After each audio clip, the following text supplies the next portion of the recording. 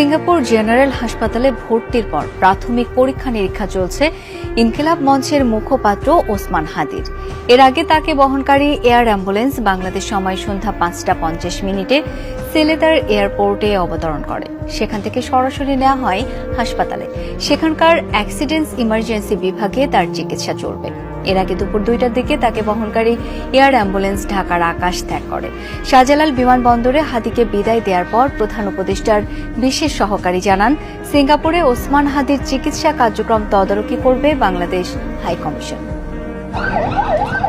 দুপুর 1:15টায় ওসমান হাদিকে বের করা হয় এভারকেয়ার হাসপাতাল থেকে। তাকে বহন করা অ্যাম্বুলেন্স দ্রুত পৌঁছে যায় শাহজালাল বিমানবন্দরে। পুরো যাত্রাপথে ছিল কড়া পুলিশের নিরাপত্তা।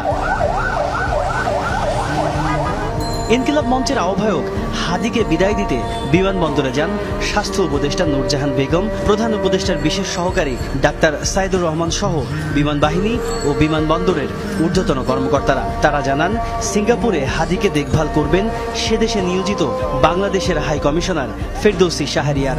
সিঙ্গাপুর জেনারেল হসপিটালের সকল টিমের যারা আছেন তাদের সবার সঙ্গে কিছুক্ষণ আগে তাদের টেলিকনফারেন্সিং হয়েছে।